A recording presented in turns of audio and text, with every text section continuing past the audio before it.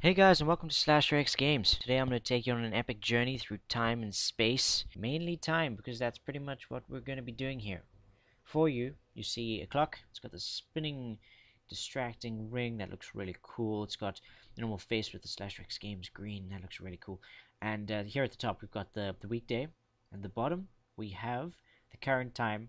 And here we've got the analog hands. And they are ticking away at today's current time. So in this tutorial, I'll show you how to create this. And in the end, it'll look exactly the same. So let's do this. Starting off here, I've got some sprites. I've got the clock face. There we go. I've got an hour hand, minute hand, second hand. Notice origins right here at the bottom. It's not on the edge, I want it to stick out a bit. So the origin will be there. Okay, same for all those. And then I've got a digitime outline. Looks pretty cool. That's just to go around the weekday and the digital time. And then this is that ring that spins around just to, add a bit of sophistication, make it look cool. Alright, so let's start off here. We've got fonts. Font digitime, that's just the Arial 12 for the digital time at the bottom. Alright, so, object clock. This is where it all begins. Make sure this is the clock face. Then in our create, add some code here. So, firstly, we're going to do the X and Y, the coordinates. So in this case, it's going to be room width, because it's the X on the X-axis. I want it to be in the middle, so room width divided by 2. Then here, it's room height divided by 2. So it'll be exactly center. Now for that ring, let's make it spin. So let's make it ring angle equals 0. It's going to start off at 0. Right, now you could make an object for the hour hand, second hand, minute hand, and then just update their angles and then stick it on top of the clock. But if you're strapped for the amount of instances you can have at once running around, just put it all on the clock. It also looks neater, just to have the actual clock do all the work and then just draw all the different sprites and the different angles and such. So let's go back here. So for instance, I'm going to now do the /X Games lime, get that color going, just for the digitime and the weekday. So we're going to make color red, green, blue, and these sections are 183, 224, I believe in 31. Okay, that's just extra, make it look cool. Now, coordinates for digitime. Alright, so we've got digitime X and digitime Y. In this case, it's room width divided by 2. And then here, room width divided by 2. This is the time, so this is plus 50. It's going to be lower than the origin of the clock. And then coordinates for weekday. Here we've got weekday X and weekday Y. Again, room width. I can just copy that. Paste. Copy. Paste. Only this one's minus 50 because it's higher up than the origin of the clock. So once those are done, now here we're going to do some weekday variables. You'll see what they are for in the step. So for example, if here we're going to have weekday equals a blank string, and then day equals current. Now here, you might want to go for current day. However, current day returns a value between 1 and the max number of days in the month. So it could be 1 to 28 for February, unless it's a leap year, or it could be 1 to 30 or 1 to 31, depending on the current month. So don't do current day. Go for current weekday. That returns number between 1 and 7. So Sunday to Saturday. Sunday, Monday to, Saturday, like that. Yeah. So that's good over there. Okay. Now we're going to work out algorithms for determining angles for clock hands. Right? Now I say algorithms here because it's a little bit of a formula that actually determines the angle, because a clock face is pretty much a circle with 360 degrees. Now you need to work out how many degrees is each number on the clock. Each second, between 2 seconds, that's 6 degrees. So, for example, if we go here we're going to start off with the second angle. Start with simple ones. The hour angle gets a bit complicated, and I'll explain that when I get to it. So second angle equals the negative, because we want it to spin clockwise. We don't want it to go anti-clockwise, unless you're making like some weird backwards clock. You can do that if you want, you know. Right, so minus, we got your current second. So this will return between, 1 and 59, current second. And then in this case, we will say times by 6, because there's 6 degrees that we're allocating to each little gap. 6 degrees. That should be done. And then minute angle is exactly the same code, because between each minute is exactly the same amount of space. So we just change this to minute. Now, when it comes to the hour angle, this is where it gets tricky, because we don't want it... Okay, on the clock there are 12. There's 12 little spaces, so we need to find the degrees between them. However, we don't want it to violently tick from, 3 to 4 when the minute hand reaches 12, because for a split second it'll show that it's 3 o'clock still, even though it's 4. And it's irritating, it's too violent. So what we're going to do is, it's going to use the minute, the current minute, to determine how much extra angle it's going to give to it. So if it's half past 3, for example, then the hour hand will be between 3 and 4. It won't still be on 3 until the minute hand gets back to the 12. So in this case, yeah, we're going to have the following. We can have negative, okay, right? Then current, nope, current hour, just like such, right. Plus, and then here we're going to say current minute. I mean, you could go further and add even the current second, but I mean, the change will be so minuscule you won't even notice it. So don't worry about adding the current second to this whole calculation, unless you want to. Perfectionist maybe, I don't know, whatever you think. Okay, so current minute divided by 60. Okay. Yes, and then we're going to times here by 30. Okay. So that'll give it that extra angle, so that it'll be smooth. The hour hand we want to move smoothly. Yeah, that's all good. It's all good. That is all good. So that's pretty much everything for the create. So now we can just hop over to the step, but we can just copy some of this code. If I just copy all of this, wait, what do we need? We need this. When do we need this? Those two. Because we want it to update. Someone leaves us running overnight. We want it to keep updating the day. So we got that one. And then that'll update. Very good. Also the ring angle. Minus equals 1. Right, so we want that to move clockwise also. Remember, the negative means clockwise, people. If we left that out, or we put a plus, we left these out, it's going to go anti-clockwise. Okay, so that's ring angle, and we've updated that. Day equals current weekday. All good. I'm going to move this over here so you can see what I'm about to do with it.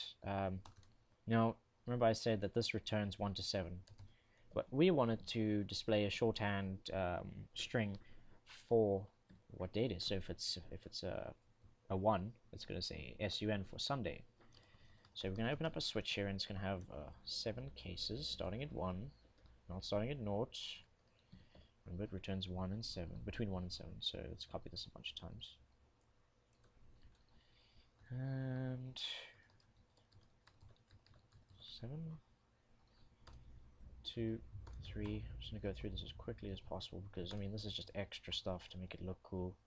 It's not exactly necessary. The meat and potatoes is in here. This is the meat and potatoes you really need, but this will make it look really awesome. Okay, then here we say weekday. Remember that weekday variable that was blank. Here we're going to give it a string, and for instance, number 1 is Sunday. Oh, I should have put that in and then copied it. Monday, and this is Tuesday, Wednesday, Thursday, and then Friday and Saturday. Alright, that's all done right over there. Okay, so that's pretty much all the things we need to add to our step event. So now everything happens in the draw. So let's add our draw. Bam, bam. So first we're going to draw the clock face and the accessories. Alright, Forget about the accessories, they make it look cool. So here we're going to say draw sprite. If you're running on GameMaker Studio, you could just say draw self. Remember that, draw self. That'll save you some time and you don't have to write all this clock face and then 0 and then X and then Y. Just say draw self if you're using Studio. Alright, then we're going to draw sprite. That those outlines, those digitime outlines. The digitime outline. I think we have a digitime X and Y. Didn't we make one of those, right? We could just grab this. And then the weekday X and Y. Put this here. Digitime X. Might as well reuse our variables. Make everything run a little faster too. Okay, so that'll put it exactly where the text would go. And then this is a weekday outline, I think. Yes. And this is weekday X. Weekday. And weekday Y. Very good, very good. Now let's set up our font format. Say font format. Font and format. And start off with draw set font. Got FNT font digitime. Draw. Set color. And here we got our /rex games lime. Better just check that's correct. That'll put it in there. Alright. Then our alignment. Here we got our draw set H alignment. And we're going to set this as FA center. I'm going to set both of them as FA center. Alright. Copy. Paste. This is V alignment, FA center. Now we've got that. Now let's jump into drawing hands. Alright, so draw. Whoops. Draw sprite. So this sprite. Now we're gonna draw sprite extended because we've worked out those angles that we want to throw in there. Otherwise, it's just gonna be stuck in the origin, pointing up. So extended sprite. Let's start with the hour hand. 0 subimage X and Y as it is. Scale 1. Rotation. This is our angle. Color is C white, which means no change. Alpha, fully opaque. Copy that. Bam, bam. And then this is going to be the minute hand. And this one is going to be the second hand. And then this is minute angle. And second angle.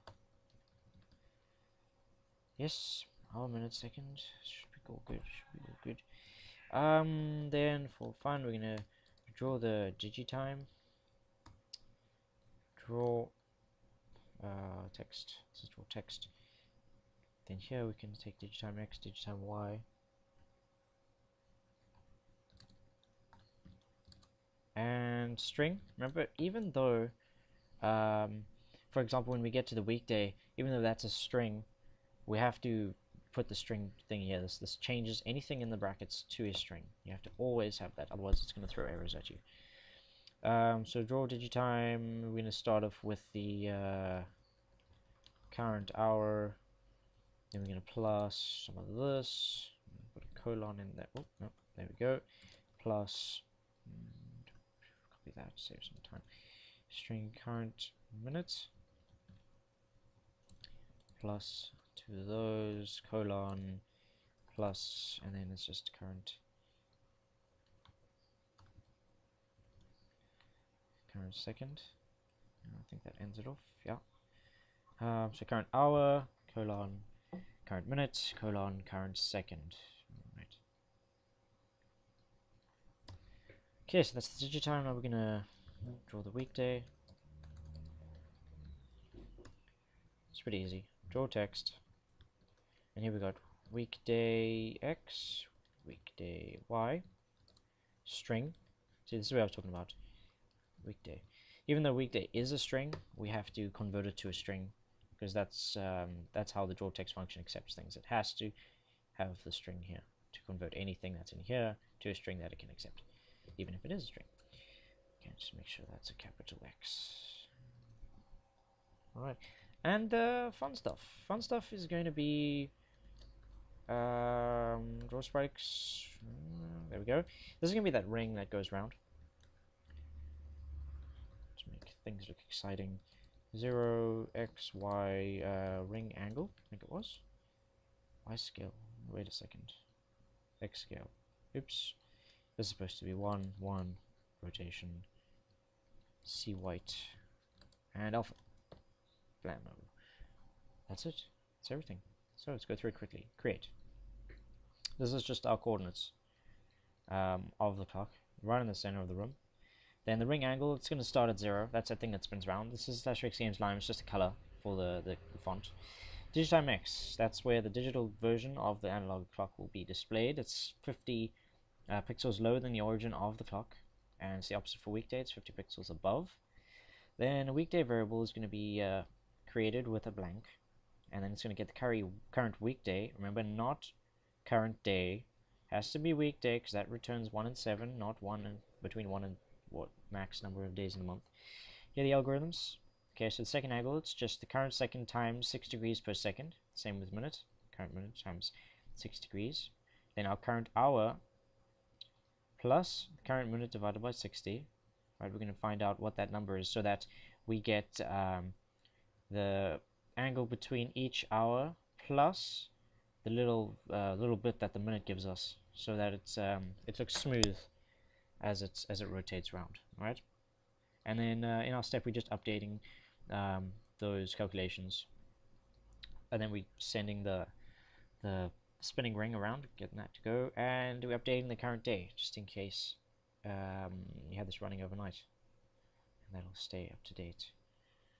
If you want to go the route of making objects for the hour, minutes, and second, then I guess you could put these in each thing and say image angle equals blah blah blah. But I mean, there's no point doing it if you can do it this way.